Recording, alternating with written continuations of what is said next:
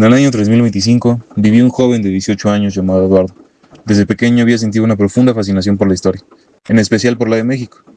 Cada vez que el tema aparecía en clase, participaba con entusiasmo, aunque nunca quedaba satisfecho. Siempre quería saber más. Le intrigaba tanto a los efímeros pueblos nómadas de Aridoamérica, llamados de forma peyorativa chichimecas por los mexicas, como los misteriosos habitantes de Oasisamérica, como Paquime, que desaparecieron sin dejar rastro alguno. También deseaba comprender a fondo la conquista española. ¿Por qué la obsesión con el oro y la plata? ¿Cómo estos metales estuvieron a España? ¿Y de qué manera la llegada de los Borbones transformó al imperio? Las preguntas sin respuesta lo perseguían día y noche, hasta que un día decidió acudir a su profesor de historia, Francisco Murillo. El profesor escuchó con calma, y tras una breve pausa le confesó un secreto. Eduardo, en esa escuela hay una máquina del tiempo escondida, en los laboratorios, cerca de los estudios del laboratorista químico. Muchos creen que es solo una leyenda, pero yo mismo la he usado para preparar mejor mis clases. ¿En serio, profe? ¿Y cómo se activa? Preguntó Eduardo incrédulo. Solo necesitas la contraseña. El año de fundación de la escuela, 1977. Respondió el maestro con una voz serena. Pero recuerda esto. Si llegas a usarla, jamás interfieras con lo que veas, ni hables con nadie. Un mínimo cambio podría alterar la historia entera y provocar un cataclismo temporal. Eduardo esperó pacientemente a que el laboratorio quedase vacío. Cuando la maestra Silvana salió en su hora libre, entró con sigilo. Observando con atención, descubrió una pared que no encajaba con el diseño del lugar. Al tocarla, se desvaneció como un holograma, revelando una imponente máquina metálica.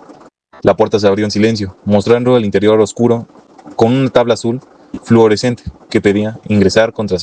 Con nerviosismo, Eduardo tecleó 1977.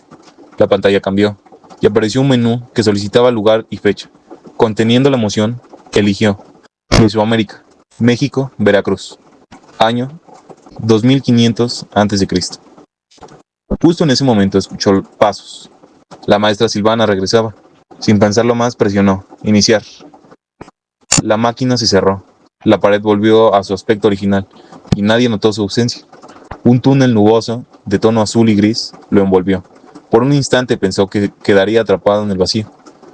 Pero pronto la oscuridad cedió y se encontró en la antigua Mesoamérica. Asustado, se ocultó entre unos arbustos. En su muñeca apareció un reloj holográfico, una versión portátil del panel de control que le permitía regresar o viajar a otras épocas.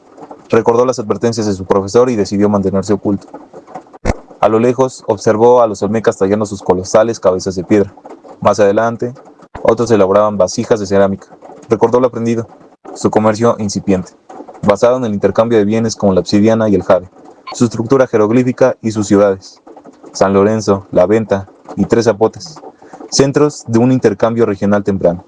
Fascinado, decidió dar un salto al periodo clásico, hacia el Palenque, y presenció cómo los mayas estaban grabando calendarios en piedra. Pensó en sus avances, la invención del número cero, la predicción astronómica y las ciudades como Tikal y Uxmal, centros de un comercio regional que conectaban con diversas ciudades-estado, donde se intercambiaban bienes de lujo como plumas, jade y cacao. Luego viajó a Teotihuacán, la ciudad de los dioses. Con sus imponentes templos y murales, observó la compleja red de intercambio que mantenían, proveyendo a la ciudad de recursos de toda Mesoamérica, desde la obsidiana hasta la cerámica. Después, en Veracruz, vio a los totonacas modelar las célebres caritas sonrientes, de barro, parte de una producción artesanal que se distribuía por la región a cambio de otros bienes. Más tarde, en el posclásico, cambió por la Gran Tenochtitlan de 1423. Recordó cómo los mexicas, guerreros y conquistadores sometían a otros pueblos para cobrar tributos en especie, alimentos textiles y otros bienes, como se menciona en América y sus riquezas. Sin embargo, también construyeron majestuosos centros ceremoniales, como la imponente Tenochtitlan, corazón de un imperio económico, que colaboraba rutas comerciales y recursos.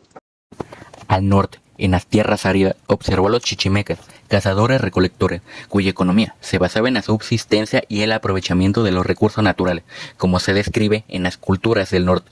También visitó los vestigios de culturas como la Chechihuite, que mantenían un intercambio limitado con Mesoamérica, según evidencian los hallazgos arqueológicos.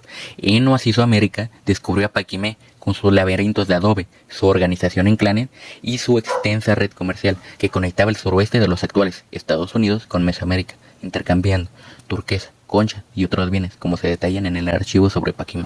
Más tarde, en Nueva España, observó cómo el sistema de encomienda se transformaba en haciendas y minas, donde la mano de obra indígena era explotada para producir bienes destinados a la exportación, como se describe en la economía en los virreinatos.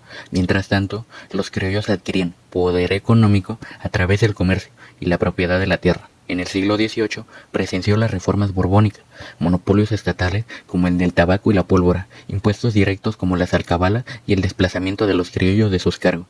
Aquellas medidas sembraron el germen de la independencia, al afectar sus intereses económicos, como se explica en la crisis europea y el siglo XVII novohispano. Confirmó su efecto al presenciar la firma del Tratado de Córdoba en 1821, que marcaron el fin del dominio español y el inicio de una nueva etapa económica para México. Cada salto temporal lo llenaba de asombro. Presenció a Álvar Núñez Cabeza de Vaca, ganándose el respeto indígena al revivir a una mujer con rezos cristianos, un encuentro que marcaría el inicio de una nueva economía basada en la explotación de recursos naturales y la mano de obra indígena, como se refleja en la época colonial de México. En 1530 vio Tenochtitlán transformada en una ciudad colonial tras la conquista de Hernán Cortés, marcada por la guerra, la viruela y el dominio español. Un nuevo orden económico que transformaría la producción y el comercio, como se describe en Nueva Historia Mínima de México Ilustrada. Eduardo viajó después al Cerro de Potosí en Perú en el siglo XVII, donde miles de indígenas eran explotados para extraer plata y oro, metales que serían la base de la economía colonial, como se menciona en la Edad de Oro. Comprobó que la riqueza fluía hacia España a través de la Casa de Contratación de Sevilla, que controlaba el comercio y recaudaba impuestos, y también la corrupción y los ataques de piratas autorizados por las coronas europeas, que buscaban una parte de este botín, como se detalla en España y Nueva España ante la segunda inmigración. El joven continuó saltando por el tiempo, el porfiriato, con sus ferrocarriles y su modernización desigual, donde la inversión extranjera se concentró en la minería y la agricultura de exportación. La Revolución Mexicana, con la Constitución de 1917 y sus derechos sociales, la nacionalización del petróleo en tiempos de Lázaro Cárdenas, la crisis económica de los 70 y finalmente la firma del Tratado de Libre Comercio en 1994, como se menciona en Periodización de México a partir de 1876.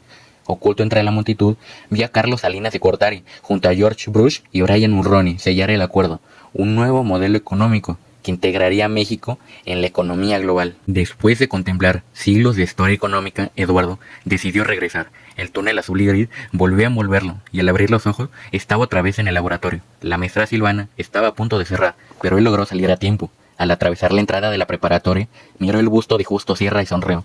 Había viajado miles de años y visto con sus propios ojos el pasado económico e histórico de México, desde sus orígenes en el intercambio de bienes locales hasta su integración en el mercado mundial bajo el dominio español, posteriormente al mundial, y ahora feliz, caminaba con la certeza de que su pasión por la historia apenas estaba comenzando.